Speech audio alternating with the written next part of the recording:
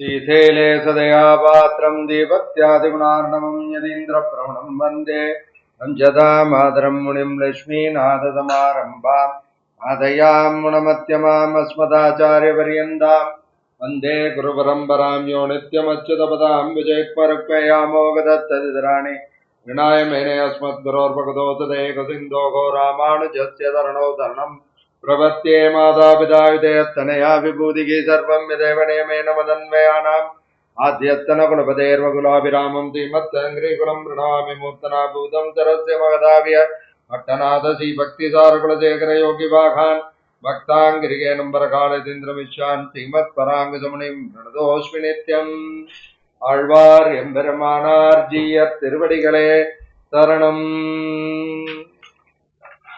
உன்னித்த மற்றொரு தெய்வங்களால் அவனை அல்லால் நும்மிச்சை சொல்லி நும் தோல் குலைக்கப்படும் மன்னமேர் மன்னப்படும் அறைவானனை வந்து பராபதி மன்னனை ஏத்துமின் ஏத்துதலும் தொழுதாடுமே கோபிகாம் சனிகதை கபாகவே ஏமவேத்ரமிதரேன விப்ரதே ராஜகோபகுஷே நமோஸ்துதே சம்பகாட விநிவாசினே ஹரே புத்தி முக்தி மகரந்த பூஜிதம் பக்த சித்த கலகம் சேவிதம் கோபிலாதி முனிபிருங்க பூஜிதம் ஸ்ரீ ஜம்பகேஷ பதபங்கஜம் பஜே. கிருத திரேத துவாபர கலியுக ஆகிய 4 யுகங்களுக்கும் முற்பட்டவன் ஸ்ரீவித்யா ராஜகோபாலன். நமக்கெல்லாம் இந்த கலியுகத்திலே நம்ம எல்லாம் உஜ்ஜீவிப்பதற்காக அந்த எம்பெருமான் பரவியூக அந்தர்யாமி அர்ச்சை அப்படிங்கிற விதமாக எம்பெருமான் 5 நிலைகளிலே நமக்கெல்லாம் காட்சி கொடுக்கின்றார். இதுல கலியுகத்துல நம்மை போன்றவர்களுக்கெல்லாம் எப்படின்னா அச்சாவதாரம் தான். எம்பெருமான் என்ன பண்றான், ராமனாகவும் கிருஷ்ணனாகவும் அவதாரம் செஞ்சு நம்ம எல்லாம் திருத்த பார்க்கறான். அது மட்டும் இல்லாம பகவத்கீதையும் கொடுக்கறான்.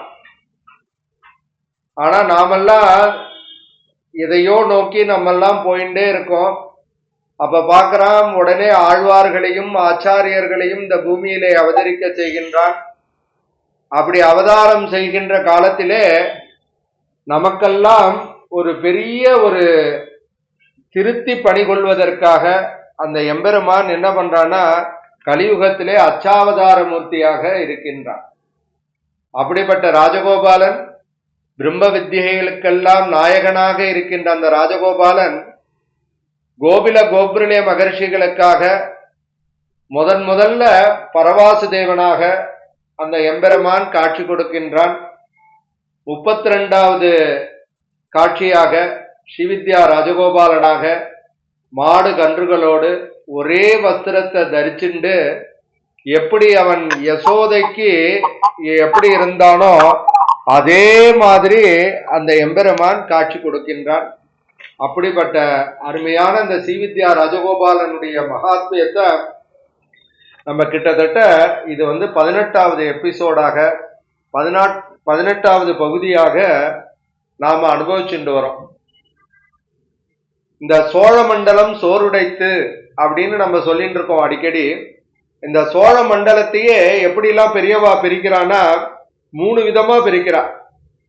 அதாவது கிருஷ்ணாரண்யம் அப்படிங்கிறா. கிருஷ்ணாரண்யம்ங்கிற கஷேத்திரத்துல யார் இருக்கா அப்படின்னா தேரெழுந்தூர் தான் கிருஷ்ணாரண்யம்.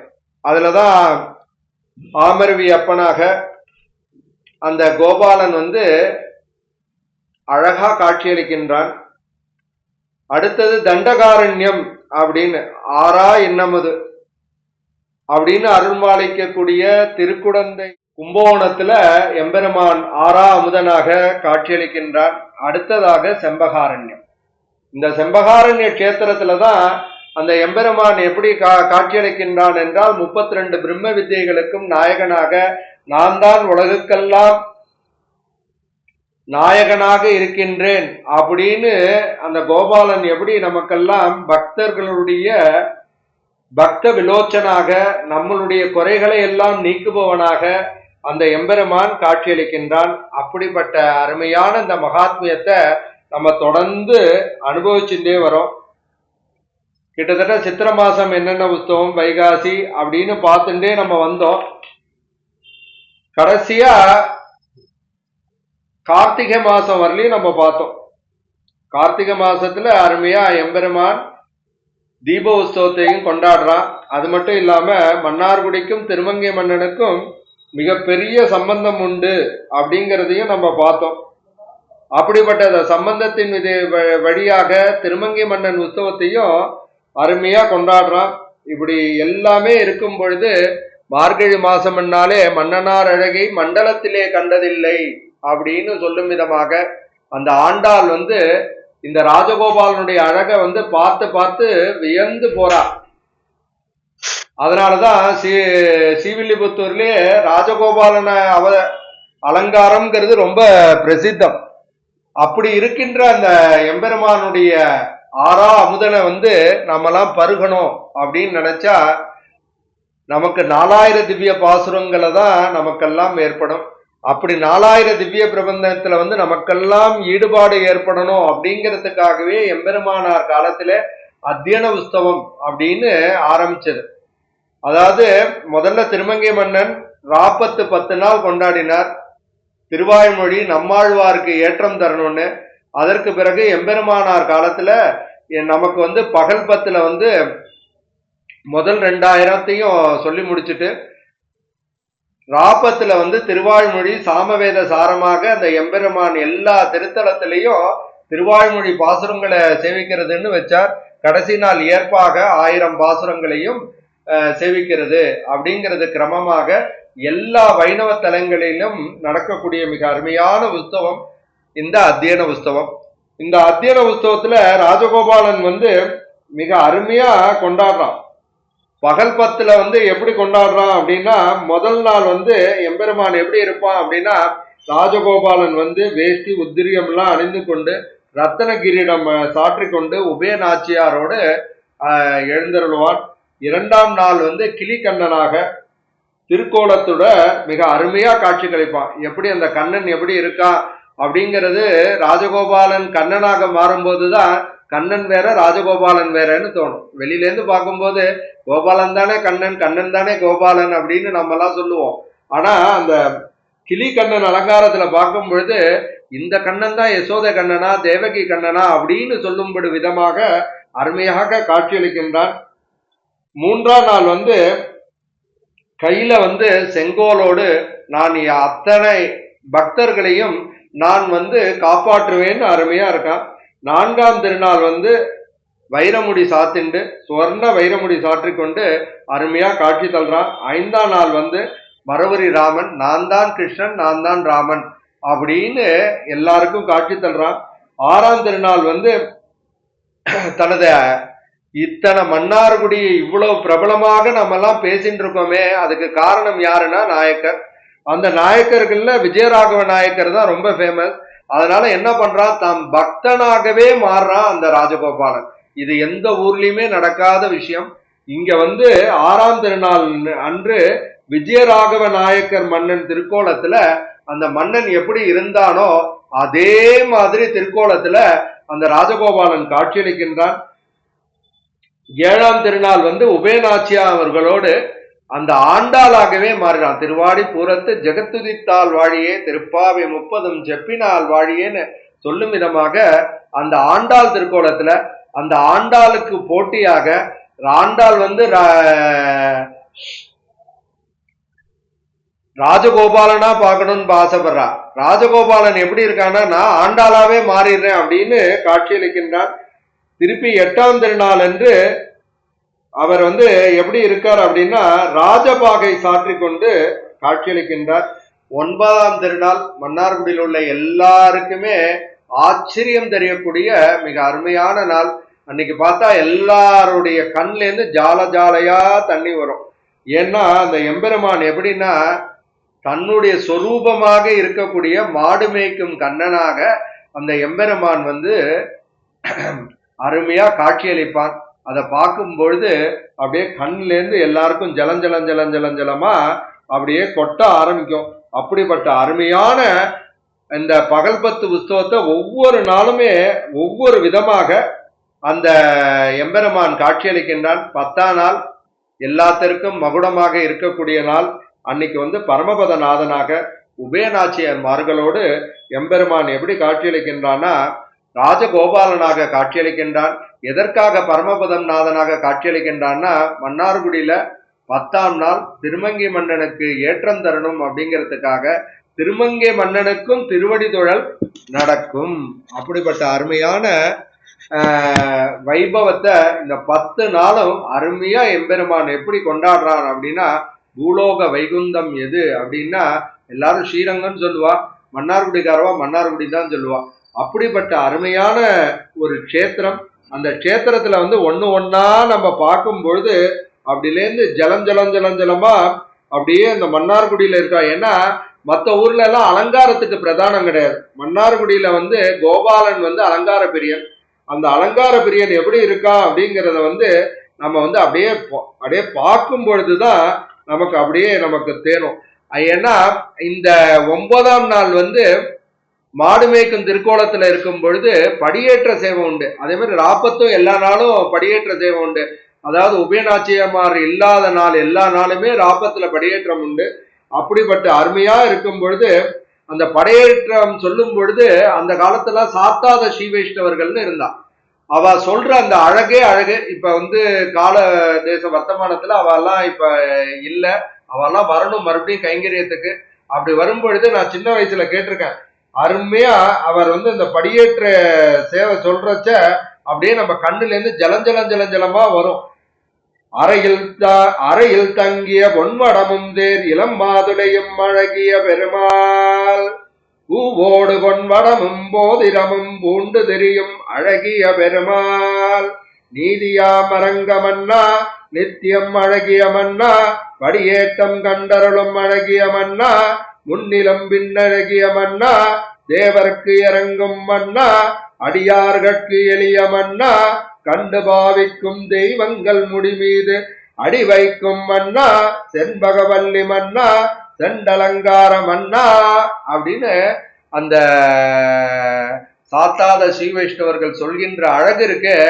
அது அப்படியே இன்னும் அப்படியே ரிங்காரமா எல்லாருக்கும் அப்படியே இருக்கும். அப்படியே அந்த எம்பெருமானுடைய பெருமைகளை வந்து நம்ம கண்ணு முன்னாடி அழைச்சிட்டு வரக்கூடிய என்ன சொல்றது ஒரு பவர் அவள்கிட்ட இருக்கும். அப்படிப்பட்ட இது திருப்பியும் அதே மாதிரி எம்பெருமானுக்கு அவனே தான் நடத்திக்கணும், வேற என்ன பண்றது. அப்படி வந்து ஒன்னா அப்படியே நடந்துட்டு இருக்கும். இதே மாதிரி ராப்பத்து உற்சவம் திருவாய்மொழி உற்சவம் அது எங்க நடக்கும்னா எம்பெருமான் வந்து ஆயிரங்கால் மண்டபத்துல மிக அருமையா நடக்கும். ஒவ்வொரு நாளும் ஒவ்வொரு விதமான அலங்காரத்துல எம்பெருமான் வந்து கொண்டாடுறான். அப்படிப்பட்ட ராப்பத்துல 2ஆம் நாள் திருப்பி ஆண்டாள் திருக்கோலத்துல காட்சியளிப்பான். அந்த எம்பெருமானுக்கு என்னன்னு தெரியல, அவ்வளவு வந்து அந்த ஆண்டாள் திருக்கோலத்துல கோபாலனுக்கு அவ்வளவு ஈடுபாடு. ஏன்னா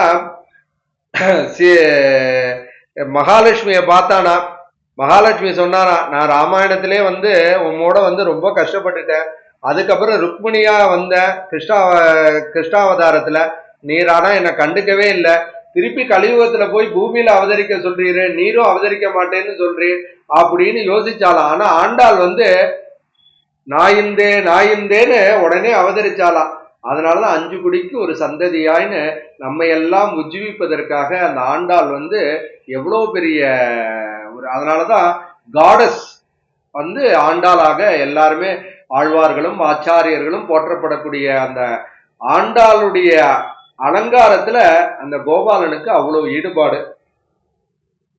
அதே மாதிரி ராப்பத்து உற்சவத்துல முதல் நாள் ரத்தன வைரமுடி சாற்றிக்கொண்டு உபயநாச்சியார்களோடு அந்த எம்பெருமான் ஏழ்ற காட்சி, அதுவும் வைகுண்ட நாதனாக பரமபத நாதனாக அப்படியே வந்து வைகுந்த ஏகாதசி அன்னைக்கு காலைல அந்த எம்பெருமான் திருவாய்மொழி மண்டபத்துல ஏழ்ற அழகே அழகுதான். 2ஆம் திருநாள் வந்து ஆண்டாள் திருக்கோலத்துல மன்னனார் அழகை மண்டலத்தில் கண்டதில்லை அப்படின்னு சொல்வதற்கு பதிலாக அந்த ஆண்டாள் திருக்கோலத்தை சாத்திண்டு நான் அழகா நீ அழகா அப்படின்னு ஆண்டாளுக்கும் அந்த ராஜகோபாலனுக்கும் ஒரு போட்டியே நடக்குமா. மூன்றாம் திருநாள் வந்து சொர்ண கிரீடம் சாற்றிக்கொண்டு அந்த எம்பெருமான் காட்சியளிப்பார். நான்காம் திருநாள் வந்து அருமையான பாசுரம், மன்னார்குடிக்கான பாசுரம், தீர்ப்பாரையாமினி பதிகம் ஸ்ரீ மணவாள மாமுனிகளால கொடுக்கப்பட்டதுன்னு நம்ம பார்த்தோம். அப்படிப்பட்ட அன்னைக்கு வந்து அந்த எம்பெருமான் ராஜகோபாலன் எப்படி இருப்பான்னா வைரமுடி சாற்றி கொண்டு இருப்பான். நம்மாழ்வாருடைய திருவடி தொழல் உண்டு. ஐந்தாம் திருநாள் ராமாவதார திருக்கோலத்துல இருப்பான். ஆறாம் திருநாள் ஒரு வித்தியாசமான ஒரு அலங்காரம். அது வந்து பல கஷேத்திரத்துல இருக்கு, திருநாராயணபுரத்துல கூட இருக்கு.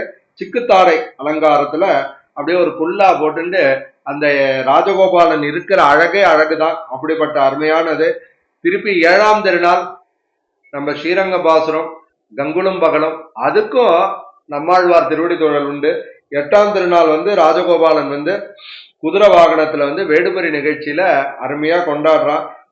ஏன்னா வேடுபரி எதுக்காக கொண்டாடுறான் அப்படின்னா, எம்பெருமான் என்ன பண்றான்னா பல விதமாக நம்ம எல்லாம் கவரணும்னு பாக்குறானா.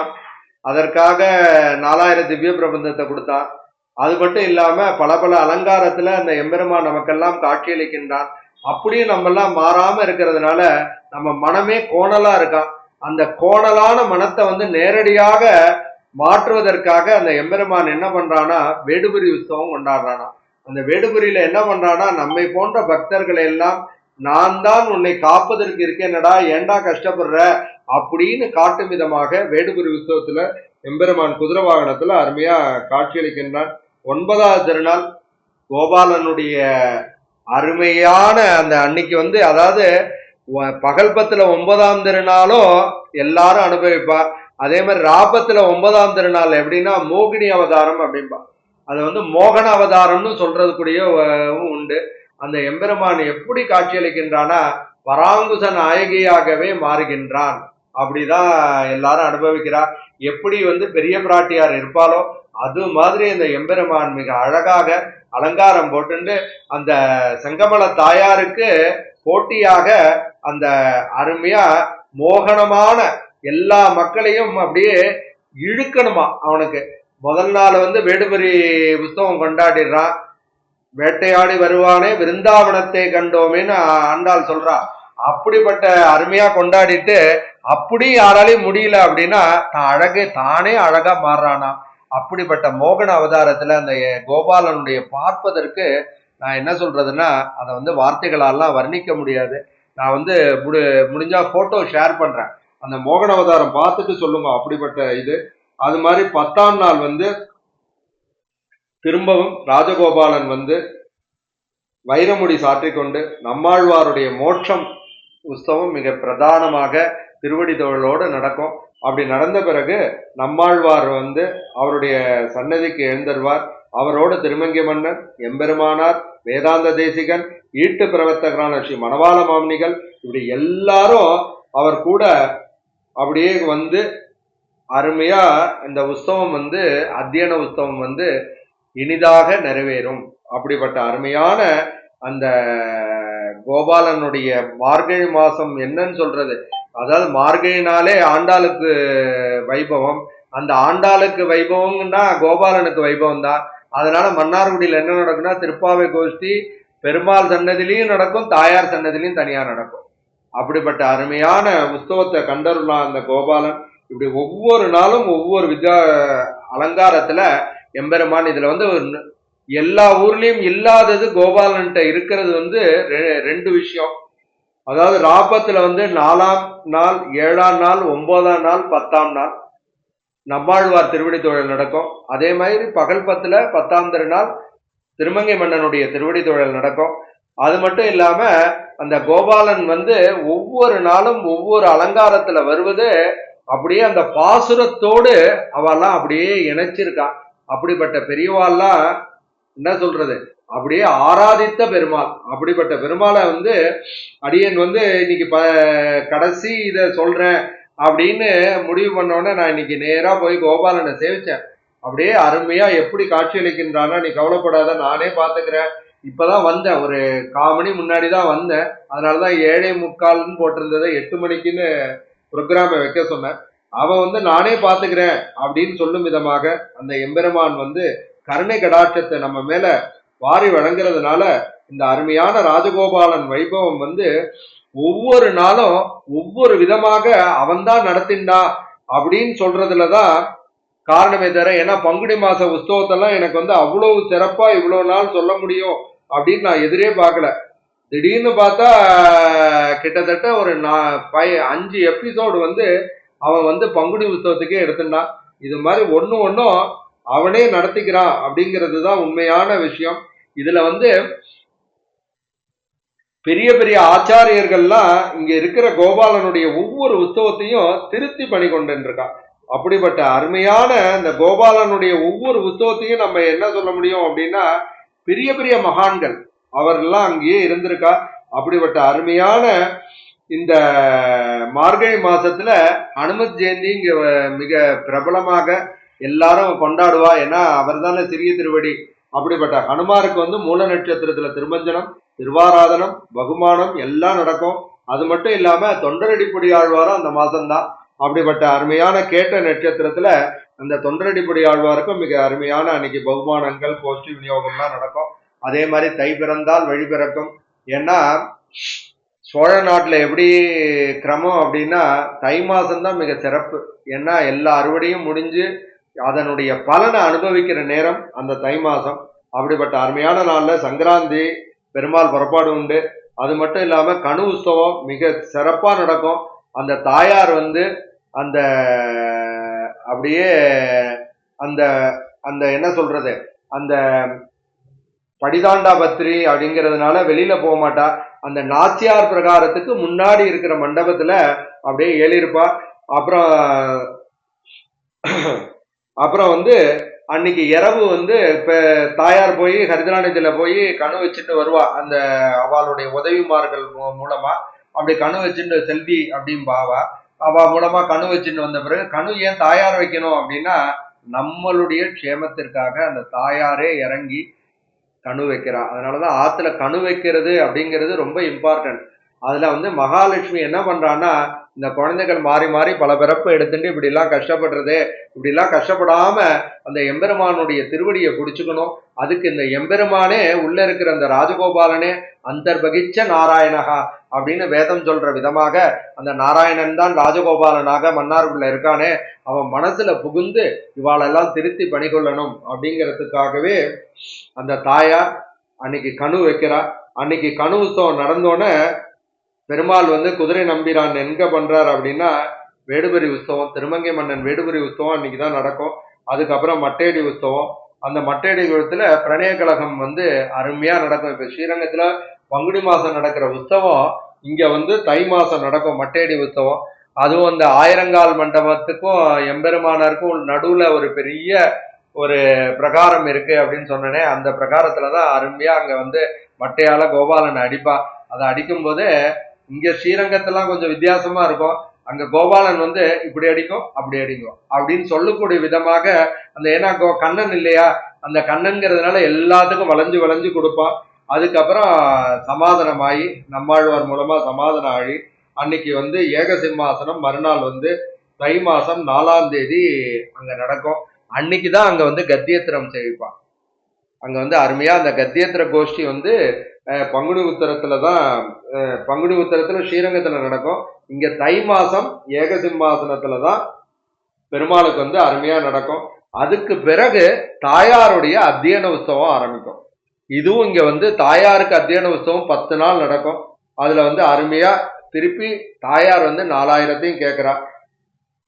அது மட்டும் இல்லாம திருமேசை ஆழ்வார், கூரத்தாழ்வார் திருநட்சத்திரம் எல்லாம் இந்த தை மாசம் தான் வருது. எல்லாம் அருமையா நடக்கும்.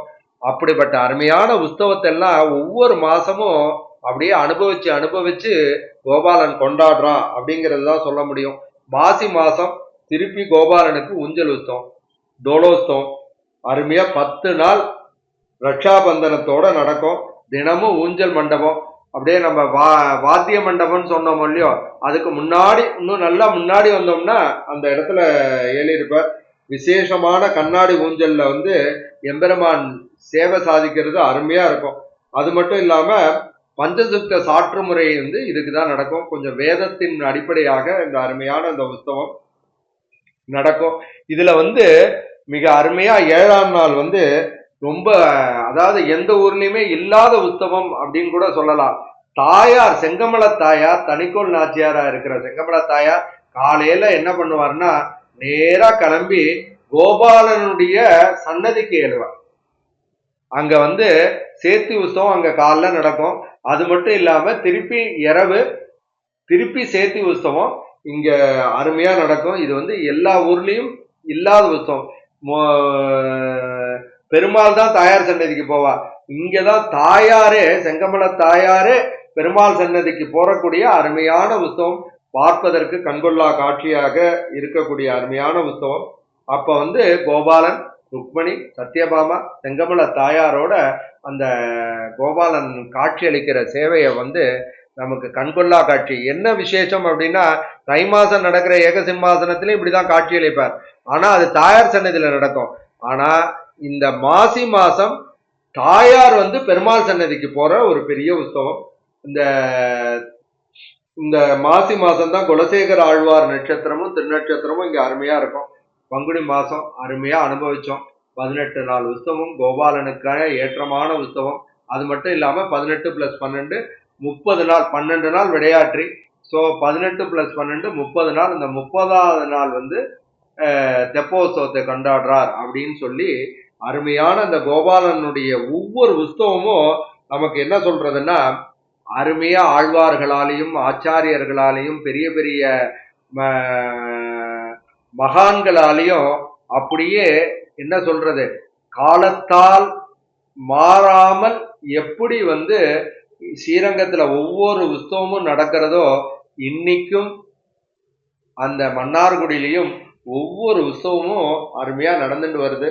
அதுல வந்து ஆவணி மாசம் நடக்கிற திருப்பவித்திர திருநாள், புரட்டாசி நவராத்திரி திருநாள், கார்த்திகை மாச தீப திருநாள், மார்கழி மாசம் திருமொழி திருவாழ்மொழி திருநாள், தை மாசம் தாயாருக்கு அத்தியன திருநாள், மாசி மாதம் ஊஞ்சல் திருநாள், இவைகள்லாம் மணவாள மாமனிகள் காலத்துல இங்க வந்து ஸ்ரீரங்கத்தை ஒட்டி இதெல்லாம் செய்தது அப்படிங்கிறதையும் இங்க சொல்லுவா. இது மட்டும் இல்லாம இந்த பங்குனி மாசம் எப்படி வந்து ஸ்ரீரங்கத்துல பிரம்மாவால நடக்கிற உற்சவம் நடக்கிறதோ, அதே மாதிரி இங்கேயும் பங்குனி மாசம் வந்து பிரம்மாவால நடக்கக்கூடிய உற்சவம் தான் இந்த 18 நாளும் அப்படின்னு எல்லாரும் இத சொல்றா.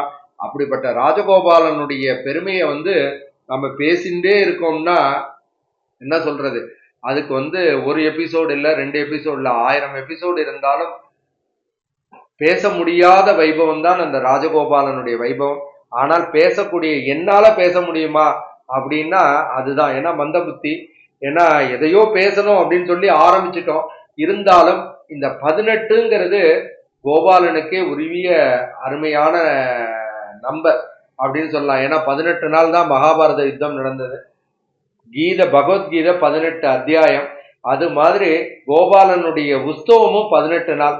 முதல் 8 நாள் வந்து கிருஷ்ணனுடைய வைபவங்கள் எப்படிலாம் இருந்ததோ அதை எல்லாத்தையும் நமக்கு காட்டணுங்கிறதுக்காக ராமாவதாரமும் உண்டு. இருந்தாலும் அந்த பாகவதத்துல எப்படி இருக்கோ அதையெல்லாம் நமக்கெல்லாம் காட்ட வேண்டும் என்பதற்காக முதல் 8 நாளும் அடுத்த 10 நாள் வந்து பெரிய உற்சவமாகவும் அந்த கோபாலன் பங்குனி மாசம் வந்து அருமையா இதெல்லாம் வந்து கொண்டாடுகின்றான். இப்படிப்பட்ட கோபாலனுடைய மகாத்மியத்தை வந்து நம்ம சொல்லிகிட்டே இருக்கலாம். ஏன்னா இந்த ராஜு சாஸ்திரிகள் அப்படிங்கிறவர் வந்து சாதாரணவர் கிடையாது. அதாவது அந்த காலத்துல என்ன சொல்றது, அந்த சமஸ்கிருதத்திலேயே அவெல்லாம் பேசுறது மட்டும் கிடையாது. சமஸ்கிருதத்திலே அந்த வியாகரணம் தர்க்கம் அப்படிலாம் சொல்லி அத்வைதம் துவைதம் விசிஷ்டாத்வைதம் எல்லாத்தையும் அவர் வந்து நாயகனாக இருக்கின்ற, எல்லாத்துக்குமே நாயகன் யாருன்னா எம்பெருமான் தான். அப்படிப்பட்ட இந்த எம்பெருமானனுடைய பெருமையை வந்து இத வந்து சொல்லக்கூடிய 2 அத்வைத்தத்துல எப்படி இருக்கு, அத்வைத்துல எப்படி இருக்கு, விசிஷ்டாத்வைதத்துல எப்படி இருக்கு அப்படின்னு சொல்லக்கூடிய விதமாக அதாவது கார்பகால்ல இருக்கிற பெரிய பெரிய ஆச்சாரியர்கள் புருஷர்கள்லாம் இவர்கிட்ட வந்து படிச்சா அப்படிங்கிறதையும் இந்த இடத்துல சொல்லணும். அதுல வந்து கார்பங்காட்டு சுவாமியை வந்து இவர்கிட்ட வந்து படிச்சாராம். அப்ப வந்து சொல்லுவாராம், அப்ப வந்து சேரங்குளத்துல இருந்துட்டு இவர்கிட்ட வந்து படிச்சாராம்.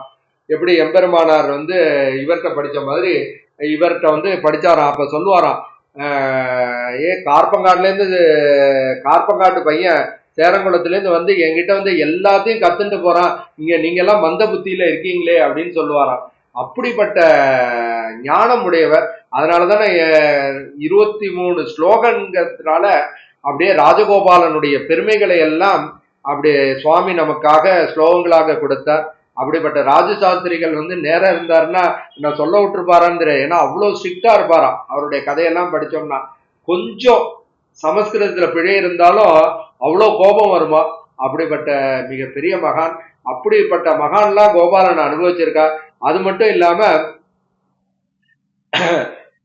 முத்துசுவாமி தீட்சிதர் பல பல கீர்த்தனைகள்லாம் ராஜகோபாலன் மேல அப்படியே ஏற்றிருக்கார்.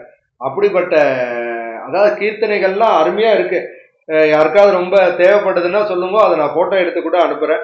அது மட்டும் இல்லாம ராஜகோபாலனுக்கு கட்டியங்கள் இருக்கு, ராஜகோபாலனுக்கு சுப்ரபாதம் இருக்கு, ராஜகோபாலனுக்கு தியான ஸ்லோகம் இருக்கு. அது மட்டும் இல்லாம செங்கமலத்தாயார் தனிக்கோள் நாயகங்கிறதுனால செங்கமலத்தாயார் தியான ஸ்லோகம் இருக்கு. இது மாதிரி இப்படி கோபாலனுக்கு இல்லாதே கிடையாது. அவ்வளவு வந்து பெரியவா வந்து இதை அனுபவிச்சு அந்த கோபாலனுடைய பெருமை அதான் நம்ம பார்த்தோம். ராகவேந்திரராலும் ஆராதிக்கப்பட்ட பெருமாள் கோபாலன். அது மட்டும் இல்லாம அதனாலதான் ராயர் உற்சவம் நடந்தது அப்படிங்கறத பார்த்தோம். அது மட்டும் இல்லாம எல்லாத்துக்கும் ஈவன் இந்த சம்ரோஷனி கூட சங்கராச்சாரியர் சுவாமிகள் வந்திருந்தார். அது மட்டும் இல்லாம ஸ்ரீரங்கம் அண்ணன் சுவாமிகள் வந்திருந்தார். இப்படி எல்லாருக்கும் அதாவது காலத்திற்கால் அப்பாற்பட்டவன் யார் அப்படின்னா அந்த ராஜகோபாலன். அப்படிப்பட்ட ராஜகோபாலனுடைய மகிமை எல்லாம் நம்ம வந்து சர்வசாதாரணமா சொல்லிட முடியுமான்னா ரொம்ப கஷ்டம். அதான் ஏன்னா பெரிய ஜீயரே இங்க வந்து கிட்டத்தட்ட 1 வருட காலங்களுக்கு மேலாக இருந்து இந்த ராஜகோபாலனுடைய அழக அனுபவிச்சிருக்காருன்னா வேற என்ன சொல்றது. ஏன்னா ஸ்ரீரங்கம் பெருமாள்கிட்ட விட்டுட்டு அவர் வந்து மன்னார்குடியில இருந்திருக்கார் அப்படின்னா அதை தவிர ராஜகோபாலனுக்கு வேற என்ன பெருமை சொல்றது. ஏன்னா எம்பெருமானார் தரிசனமின்றே இதற்கு நம்பெருமாள் பெரிட்டு நாட்டி வைத்தார்னு எப்படி வந்து உபதேச ரத்தின மாலத்துல ஒவ்வொன்றும் பத்தி சொல்லக்கூடிய அந்த மாமுனிகள் தமிழ் பாசுரத்தை மட்டும்தான் நான் வந்து சொல்லுவேன், ஒரே ஒரு தடவை வந்து இதை கத்துப்பேன், மற்றபடி நான் அதை வந்து சொல்ல மாட்டேன்னு சொன்ன அவரையும் அந்த கோபாலன் வந்து அருமையா என்ன சொல்ல வச்சிருக்கான் அப்படின்னா, கோபாலன் வந்து அவரை வந்து சமஸ்கிருத ஸ்லோகங்களால பாட வச்சிருக்கான்னா வேற என்னத்த சொல்றது. அப்படிப்பட்ட அருமையான ஏன்னா கோபால விம்சதி அப்படிங்கறத தான் நம்ம பார்த்தோம், நேத்திக்கு கூட பார்த்தோம். அப்படிப்பட்ட அருமையான அந்த பரவாசு தேவனாக பூம வித்தியிலையும் மாடு மேய்க்கிற திருக்கோலத்துல காயத்ரி வித்தையும் கையில் சென்றுடன் மாடுகளோடு இருக்கிற அக்ஷர வித்தையையும் பாமா ருக்குமணியோடு மைத்திரி வித்தையும் ஸ்ரீவித்யா ராஜகோபாலனாக தகர வித்தையும் இப்படி எல்லாமுமாக 32 பிரம்ம வித்தைகளுக்கு நாயகனாக நம்மோடு நம்மோடு நம்மோடு இருக்கக்கூடிய அந்த கோபாலனுடைய பெருமைகளை வந்து என்ன சொல்றது. நான் வந்து இன்னும் அதாவது if you want to swim you have to jump into the water அப்படின்னு சொல்லுவான் இங்கிலீஷ்ல. அது மாதிரி கோபாலனை பத்தி அவனுடைய பெருமையை பத்தி சொல்லணும்னா அவன்கிட்ட போய் முதல்ல முழுகணும். ஆனா நான் முழுக கூட ஆரம்பிக்கல, கரையில நின்றுட்டு தான் இருக்கேன், இன்னும் வாட்டர்ல கூட குதிக்க ஆரம்பிக்கல. ஏன்னா அவனுடைய பெருமை கடலினுடைய ஆழத்தை கூட நம்ம சொல்லிடலாம். ஆனால் கோபாலனுடைய பெருமையை வந்து நாம வந்து சொல்லக்கூடிய லெவலுக்கு அடியனுக்கு ஞானமோ இதோ இல்லை. இருந்தாலும் உங்களுடைய ஆசீர்வாதத்தினால பாகவதர்களுடைய ஆசீர்வாதத்தினால இந்த அருமையான இந்த 18 எபிசோடு வந்து அருமையாக முடிந்தது அப்படின்னு சொன்னா அது மிகையாகாது. இதுல வந்து அடியன் ஏதாவது விஷயம் சொல்லியிருந்தேன்னா அது ஆச்சாரியனுடைய கிருபை, எங்க ஆச்சாரியனுடைய கிருபை, வேற ஒன்றும் நான் சொல்றதுக்கு இல்லை. அது மட்டும் இல்லாம என்னுடைய அப்பா அம்மாவுடைய கிருபை, அவ்வளவுதான். இதுக்கு வந்து இந்த அருமையான இந்த மன்னார்குடி ஸ்ரீ ராஜகோபால சுவாமி கோயிலுக்குன்னு வைஷ்ணவ ஸ்ரீ கிருஷ்ணமாச்சாரியருடைய பதிப்பினுடைய அடிப்படையாக தான் கிட்டத்தட்ட ஒரு 90% ஆஃப் தி இன்ஃபர்மேஷன் வந்து நான் டெலிவர் பண்ணியிருக்கேன். அப்படிப்பட்ட அந்த சுவாமியுடைய திருவடி பாரத்துக்கும் அடைய நன்றியை தெரிவிச்சுக்கிறேன் இந்த நேரத்துல. இந்த அருமையான இந்த கோபாலனுக்கு வந்து என்ன சொல்றது, அவ தீட்சிதர்கள் தான் ஸ்தானிகம் வந்து அருமையா ஒவ்வொரு அலங்காரத்தையும் இன்னைக்கும் கட்டி கோப்போடு இருக்கான்னா அவாதான் அதுக்கு காரணம். அப்படிப்பட்ட அவளுடைய திருவடி பாரங்கள் எல்லாருக்கும் மங்களம் பாடிண்டு எவ்வளவோ ஆழ்வார்களும் ஆச்சாரியர்களும் இந்த திருத்தலத்திற்கு வந்திருக்கா. அப்படிப்பட்ட மகான்கள் எல்லாம் எல்லாருடைய திருவடி பாரங்களத்துக்கும் நம்ம மங்களம் பாடிண்டு இந்த அருமையான அந்த ராஜகோபாலனுடைய மகாத்மியத்துக்கு என்னோடு கூட வந்த அத்தனை பேருக்கும் எல்லா மங்களமும் அந்த ராஜகோபாலனே கொடுக்கட்டும் அப்படின்னு சொல்லி இந்த அருமையான அந்த ராஜகோபாலனுடைய வைபவம் பார்த்தோம்னா ஒவ்வொரு நாளும் நம்ம ஒவ்வொரு மங்களம் சொல்லுவோம். இந்த மங்களத்தை யாரு கொடுத்தது அப்படின்னா அஷ்டதிக் கஜங்கள், அதாவது மணவாள மாமனிகளுடைய அஷ்டதிக் கஜங்கள்னு சொல்லுவான். அப்படிப்பட்ட அஷ்டதிக் கஜங்கத்துல ஒருவரான பிரதிவாதி பயங்கர அண்ணாதான் இந்த மங்களமே ராஜகோபாலனுடைய மங்களத்தையே பாடியிருக்கார். கிட்டத்தட்ட 14 மங்களத்தை பாடியிருக்கார். இந்த ஒவ்வொரு மங்களத்தையும் தான் நம்ம ஒவ்வொரு நாள்லயும் அனுபவிச்சிருக்கோம். கோபாலனுடைய பங்குனி உற்சவம் அனுபவிக்கும் போது அந்த 4 நாள் வந்து நம்ம எப்போதும் இருக்கக்கூடிய கமலா சரணாம்போஜே கௌஸ்துபாங்கித வற்றுதே கல்யாண குணபூர்ணாய செம்பகேசாய மங்களம்னு சொன்னமே தவிர பாக்கி எல்லா எபிசோட்லயும் பார்த்தோம்னா அந்த சுவாமி அனுபவிச்ச ஒவ்வொரு மங்களத்தையும் நம்ம சொல்லிதான் முடிச்சிருக்கோம். மங்களாசாசன பரே மதாச்சாரிய புரோகமே சர்வேஷ பூர்வைர் ஆச்சாரியை சத்ருதாயாஸ்து மங்களம் ஸ்ரீவாதி பிகராரியேன ஸ்ரீ சௌமியவர யோகினே நப்தாய கோபபாலாய நித்திய சூரிய நித்திய மங்களம் அப்படின்னு சொல்லும் விதமாக அந்த ராஜகோபாலனுடைய பெருமையை நம்ம வந்து பேசிண்டே இருக்கலாம். அந்த பேசுவதற்கு வந்து என்ன சொல்றதுன்னா அந்த பெருமாள் எப்படி இருக்கார் அப்படின்னா மேம்பொருள் போக விட்டு மெய்மையை மிக உணர்ந்து ஆம்பரி சரிந்து கொண்டு ஐம்புலன் அகத்தடக்கி ஆம்பரதலை சிறைத்துன் கடைதலை இருந்து வாழும் சோம்பரை உகத்து போலும் சூழ்புணல் அரங்கத்தானேன்னு திருமாலையில சொல்லக்கூடிய இந்த 38வது பாசுரம் தான் அந்த எம்பெருமானுடைய அத்தனை பிரம்ம வித்தைகளுடைய நாயகனாக அந்த எம்பெருமான் என்ன இருக்கான் அப்படின்னா நம்மள்கிட்ட இருக்கிற எல்லா மேம்பொருள், மேலெழுந்த பொருள், மேவின பொருள், மேம்பாட்டை விளைவிக்கும் பொருள்னு எல்லாத்தையும் போக்கிண்டு அது என்ன கிடைக்கணும் நமக்கு அப்படின்னா அந்த ராஜகோபாலனே நமக்கு உபாயம், ராஜகோபாலனே உபேயம் அப்படின்னு நமக்கெல்லாம் மனசுல வந்து ஒரு தெளிவாக நமக்கெல்லாம் உணர்த்த வேண்டும். அப்படிங்கிறதுக்காக தான் இந்த ராஜகோபாலனுடைய மகாத்மியத்தை நம்ம ஆரம்பிச்சோமா அப்படிங்கிறதும் அடியனுக்கு தெரியல. அருமையான இந்த பாசுரத்துல இன்னைக்கு என்ன ஸ்ரீரங்கத்திலே ரொம்ப விசேஷமான நாள். இன்னைக்கு இந்த ஸ்ரீரங்கத்துல வந்து இன்னைக்கு வந்து எப்படி கஜேந்திர மோட்சம் நடக்கின்ற நாள். இன்னைக்கு அருமையா நம்பெருமாள் வந்து அருமையா நடத்தி கொள்றான். அப்படிப்பட்ட அருமையான நாள்ல நம்ம இன்னைக்கு சித்ரா பௌர்ணமி வேற, காலையில அழகர் வந்து ஆத்திறங்கி இருக்கார். அது மட்டும் இல்லாம நேற்றுக்கு இன்னைக்கு 2 நாளுமே சுவாதி இருக்கு. அதனால நரசிம்ம ஜெயந்தி 2 நாளுமே நம்ம செலிப்ரேட் பண்ணலாம். அப்படிப்பட்ட உகந்த நாள். இப்படிப்பட்ட சொல்லிண்டே அதாவது இன்னைக்கு ஏன் பெருமாள் முடிக்க வச்சிருக்கான்னா நான் தாண்டா அழகன், நீ என்னத்தடா சொல்ற, இன்னைக்கு போய் பாருடா எப்படி பௌர்ணமி நிலவாக நான் வந்து லோகத்துக்கே கடாட்சம் பண்றேன், நான் தாண்டா கோபாலன் அப்படின்னு அவன் சொல்றான். அப்படியே அந்த அழகை பார்த்துட்டே இருக்கலாம். அப்படிப்பட்ட நாம வந்து திருமாலையினுடைய பாசுரத்துல வந்து சொல்லும் விதமாக நம்ம எப்படிப்பட்ட யானையாக இருக்க போறோம் அப்படின்னு நம்ம பார்க்கணும். என்னடா திடீர்னு எப்படிப்பட்ட யானைன்னு சொல்லணும். 44வது பாசுரத்துல வெண்ணலாம் தடையினாலும் பிரம்மணம் உன்னை காண்பான் எண்ணிலா ஊழி ஊழிதம் செய்தார் வெல்கி நிற்ப விண்ணுளார் வேப்ப வந்து ஆணைக்கு அண்ட அருளை இந்த கண்ணரா உன்னை என்னோ கலைகனா கருதுமாறே அப்படின்னு சொல்லும் விதமாக எப்படி கஜேந்திர ஆழ்வார் ஆதி மூலமே கோபாலனே அப்படின்னு கூப்பிட்ட உடனே அந்த கோபாலன் எப்படி அன்னைக்கு ஒரு நாள் தான் அந்த கோபாலன் எப்படி வந்தானா ஒரு அலங்காரமும் இல்லாம அப்படியே கருடன்ல வந்து வந்தானா. வந்து கோபாலன் வந்து அப்படியே அந்த கருடன்ல வந்து தன்னுடைய சக்கரத்தை ஏவி அந்த யானையை காப்பாற்றினான் அப்படின்னு சொல்லக்கூடிய விதமாக இன்னைக்கு கஜேந்திர மோட்சமாக இருப்பதனால இந்த பாசுரத்தையும் அனுபவிச்சோம். இந்த அருமையான இந்த 18 பகுதிகளை வந்து கேட்கறதுனால என்ன பயன் அப்படிங்கிறது தான் ரொம்ப முக்கியம்.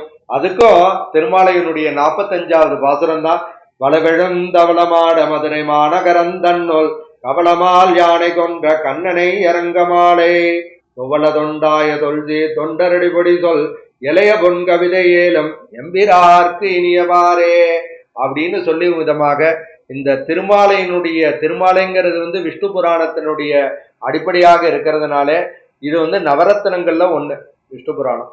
அப்படிப்பட்ட நவரத்னங்கள்ல இருக்கிற பாசுரத்தின் அடிப்படையாக இருந்ததுனால திருமாலையே நவரத்னம் தான் சொல்லுவா. இப்ப நம்ம கோபாலங்கிற நவரத்னத்தை பத்தி பேசியிருக்கோம். அப்படிப்பட்ட நவரத்னத்தை வந்து 18 நாள் அனுபவிச்சிருக்கோம், 18 பகுதிகளாக அனுபவிச்சிருக்கோம். அப்படிப்பட்ட இந்த கோபாலனுடைய பெருமையை நம்ம வந்து அனுபவிக்கிறதுனால என்ன கிடைக்கும் அப்படின்னு எல்லாருமே எதிர்பார்க்க வேண்டியதானே. அப்படின்னா என்ன கிடைக்கும்னா ராமாயணத்திற்கு என்ன பலனோ அதுதான் கிடைக்கும். ராமாயணத்தினுடைய என்ன பலன் அப்படின்னா பலஸ்ருதியில சொல்லுவா, ராமனுக்கு இனிமையானவன் ஆகும். அதே மாதிரி திருமாலையை படிச்சா என்ன நடக்கும் அப்படின்னா அரங்கனுக்கு பிடித்தவனாக ஆகும். அதே மாதிரி இந்த 18 பகுதியை கேட்கறதுனால என்ன பயன் அப்படின்னா கோபாலனுடைய கடாட்சத்துக்கு நாமெல்லாம் ஆளாவோம். கோபாலனுக்கு மனசுல நம்ம பிரியவனாக மாறிட்டோம்னா நமக்கு என்ன கிடைக்கும்? குலந்தரும் செல்வம் தந்திரம் வடியார் படுதுயர் ஆயினவெல்லாம் நிலந்தரும் நீள் விசும்பலுக்கும் அருளோடு பெருநலக்கும் அப்படின்னு சொல்லும் விதமாக அந்த கோபாலனுடைய அருள் இருந்ததுன்னா பெற்றதாயினும் ஆயின செய்யும். ஒரு தாய் என்ன செய்ய முடியுமோ அதை மட்டும் செய்ய மாட்டான். அந்த தாயால செய்ய முடியாததையும் செய்பவன் யாருன்னா அந்த கோபாலன் தான். அப்படிப்பட்ட அருமையான அந்த கோபாலனுடைய மகாத்மியத்தை என்னோடு அனுபவிப்பதற்காக எல்லாரும் வந்தவருக்கு எல்லாருக்கும் அந்த கோபாலனுடைய திருவருளினால எல்லா மனக்குறைகள் எல்லாம் நீங்கி என்ன சொல்றது தேக ஆரோக்கியத்தோட எம்பெருமானுக்கு இன்னும் பெரிய பெரிய கைங்கரியத்தை வந்து தொடர்ந்து நீங்கெல்லாம் செய்யணும். இது மாதிரி சத்சங்கத்துல வந்து சேரணும்.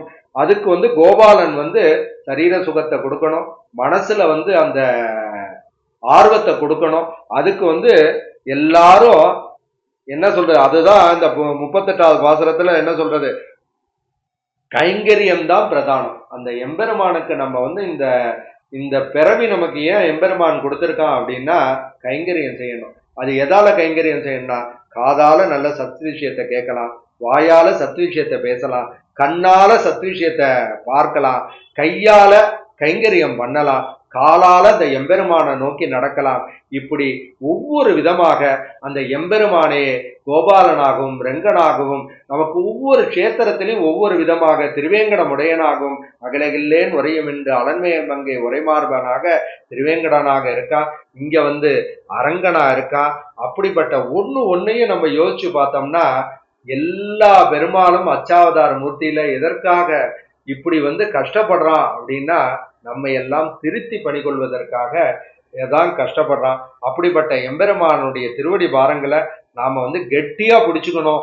அப்படிங்கிறதுக்கு தான் இந்த கோபாலனுடைய மகாத்மியத்தை நம்ம வந்து ஒவ்வொரு நாளும் ஒரு அரை மணியில சொன்னா எல்லாரும் கேட்பாளே அப்படிங்கிறதுக்காக தான் ஆரம்பிச்சோம். அப்படிப்பட்ட அருமையான இந்த கோபாலனுடைய மகாத்மியம் இன்னையோட முடியறது. அடியனுக்கு இவ்வளவுதான் சொல்லக்கூடிய விஷயம். ஆனால் கோபாலன் வந்து அதை வந்து சொல்லிகிட்டே இருக்கலாம். ஏன்னா ஆண்டாலே சொல்லிட்டார் இல்லையோ, மன்னனார் அழகை மண்டலத்தில் கண்டதில்லை. அப்படிப்பட்ட கோபாலனுடைய பிரபாவத்தை இன்னும் மேபி ஃபியூச்சர் வந்து அந்த கோபாலன் நினைச்சானா இன்னும் அடியனுக்கும் ஏதாவது ஒரு ஞானத்தை அளிச்சானா இன்னும் பார்க்கலாம் அப்படின்னு சொல்லிட்டு அந்த கோபாலன் வந்து இனிமையா முடிச்சு கொடுத்ததற்காக அந்த கோபாலனுடைய திருவடி பாரங்களத்துல மங்களம் பாடிண்டு. இதுக்கெல்லாம் காரணம் யார் அப்படின்னா செங்கமல தாயார் தான். என்னமோ செங்கமல தாயாரனுடைய கருணை இல்லை அப்படின்னா கோபாலனுடைய பெருமையை வந்து ஏதோ வாயிலேருந்து வார்த்தை வராது. இன்னைக்கு வந்து லிட்டரலா பார்க்க போனோம்னா அடியன் வந்து காலையில போய் ஹரித்ரா நதியில குளிச்சுட்டு அப்படியே கோபாலனை சேவிச்சுட்டு கார்பங்காடு போனேன். அங்க வந்து இன்னைக்கு திருமஞ்சனம் நடந்தது. கிட்டத்தட்ட முடியறதுக்கு 4 மணி ஆயிடுது. அப்படியே அப்புறம் 4:30க்கு மேல கிளம்பி இங்க வரத்துக்கே 7:45 ஆயிடுது. லிட்டரலா இன்னைக்கு எதுவுமே நான் வந்து ப்ரிப்பேர் பண்ணல. அந்த கோபாலனே நடத்தி கொடுத்தான், அந்த பேரருளாளன் தான் நடத்தி கொடுத்தான். எல்லாம் அந்த தாயாருடைய கடாட்சம் அப்படின்னு சொல்லி கமலா சன்னாம்போஜே கௌஸ்துபாங்கித பட்சதே கல்யாண குணபூர்ணாய சம்பிகேஷாய மங்களம்னு சொல்லி இதை இதோட முடிச்சுப்போம். சுபம் சுபம் சுபம்.